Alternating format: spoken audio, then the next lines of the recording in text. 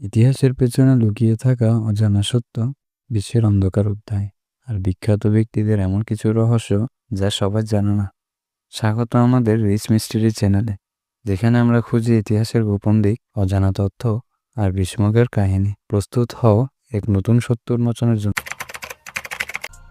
বিশ্বের সবচেয়ে শক্তিশালী মানুষরা যেখানে একত্রিত হয়, সেখানে কিছুই সাধারণ নয়। বিল্ডারবার্গ একটি নাম, একটি রহস্য, একটা অন্ধকার সত্য। বিল্ডারবার্গ গ্রুপ হলো একটা আন্তর্জাতিক প্রতিষ্ঠান। 1954 সালের প্রতিষ্ঠিত এই গ্রুপের মূল উদ্দেশ্য ছিল বিশ্বের রাজনীতি ও অর্থনীতিতে তাদের স্বার্থ সফল করা। পৃথিবীর সর্বোচ্চ ক্ষমতাশীলদের মিটিং এটি।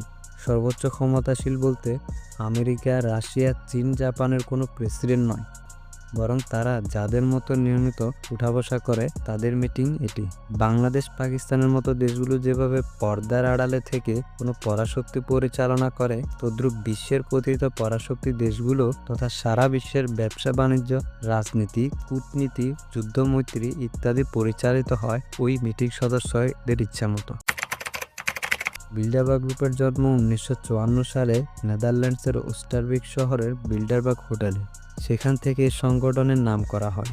এর প্রতিষ্ঠাতাদের মধ্যে ছিল পোলিশ অর্থনীতিবিদ জোসেফ রেটিনজার, ডাচ রাজা প্রিন্স বার্নহার্ড এবং অন্যান্য ইউরোপীয় ও মার্কিন নেতৃত্ব।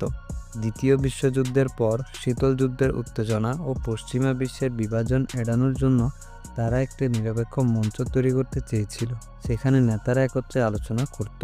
গ্রুপের প্রাথমিক লক্ষ্য ছিল পশ্চিমা ইউরোপ ও উত্তর আমেরিকার মধ্যে সম্পর্ক দৃঢ় করা এবং সোভিয়েত ইউনিয়নের বিস্তার ঠেকানো। এটি এমন একটি মঞ্চ হিসেবে কাজ করতে শুরু করেছিল যেখানে বিশ্বের শীর্ষস্থানীয় রাজনৈতিক, অর্থনৈতিক এবং সামাজিক ব্যক্তিত্বরা নির্দিষ্ট বিষয় নিয়ে আলোচনা করত। প্রশ্ন জাগছে যে কারা এখানে অংশগ্রহণ করে। একমাত্র বিল্ডারবার্গ গ্রুপের সদস্যরাই এই মিটিং অংশ নিতে পারে।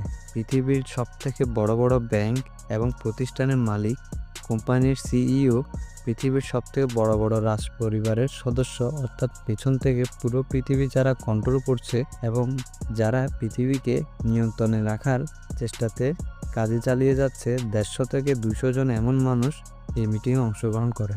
প্রথমবার মতো বিল্ডারবার্গ গ্রুপ তাদের মিটিংয়ে যারা পার্টিসিপেট করেছে তার একটা ফুল লিস্ট তাদের অফিসিয়াল ওয়েবসাইটে প্রকাশ করেছে। এবং গেস হোয়াট, বারাক ওবামা আমন্ত্রিত হয়নি। এখন অনেকের মনে প্রশ্ন আসতে পারে, আচ্ছা, পৃথিবীর সবথেকে বড় কোম্পানির সিইওরা যদি এই মিটিংয়ে অংশগ্রহণ করে, তাহলে তো গুগল আর ফেসবুকের সিইওদের সেখানে নিয়মিত আমন্ত্রণ পাওয়া উচিত। মজার ব্যাপার হচ্ছে, অনেকেই জানে না গুগল, ফেসবুক এবং এরা পৃথিবীর টপ 50টা কোম্পানির মধ্যেই নেই।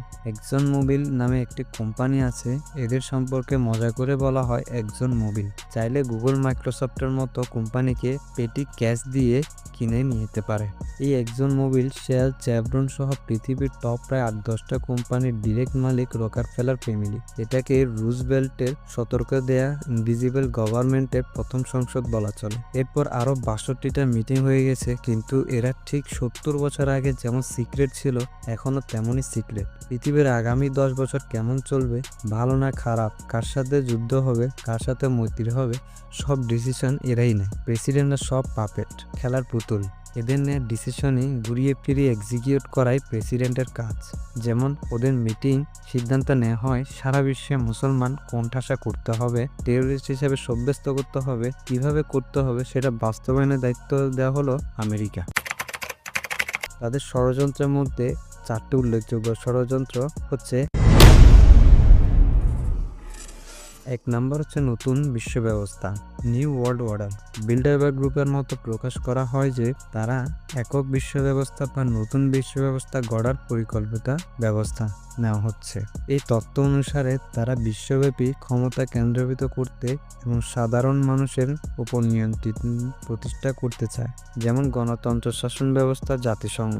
তারা পৃথিবীকে বোঝায় যে শান্তি প্রতিষ্ঠা তাদের লক্ষ্য, কিন্তু বর্তমান বিশ্ব ব্যবস্থা তথা রাজনৈতিক ক্ষেত্রে তাদের গণমাধ্যম দ্বারা প্রচারিত খবর শুধু তাদের পরিকল্পনা বাস্তবায়ন করছে, যা তাদের জন্য সুবিধা।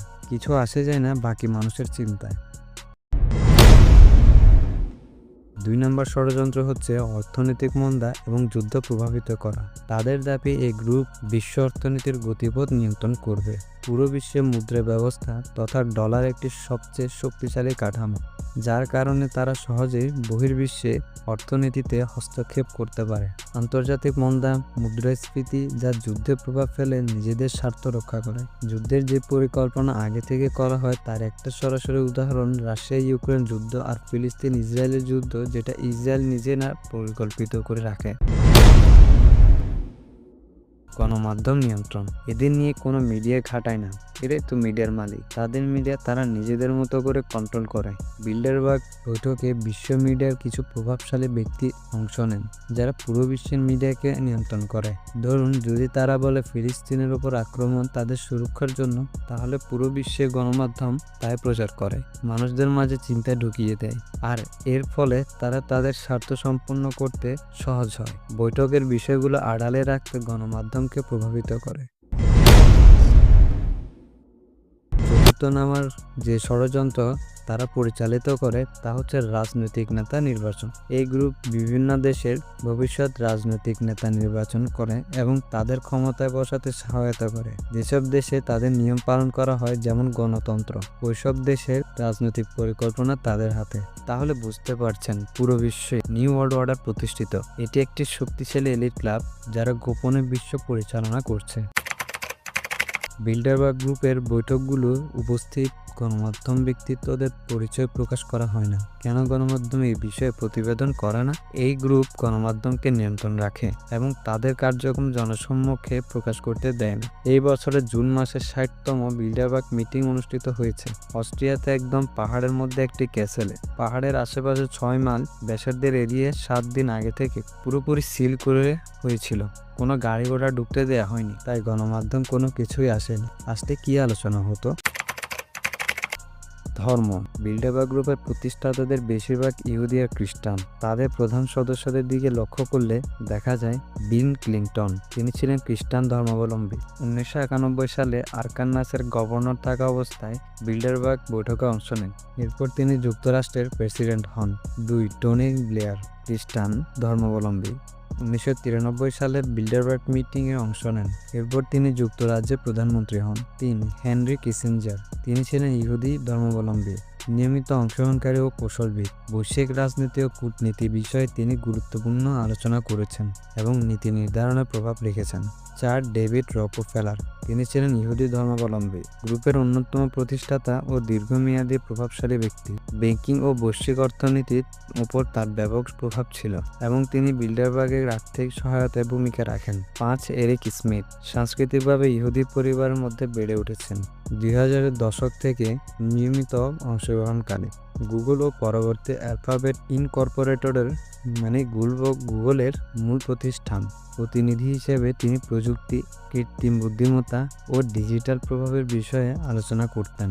আপনি কি মনে করেন বিল্ডারবার্গ গ্রুপ বিশ্বব্যাপী একটি গভীর সরকার পরিচালনা করছে?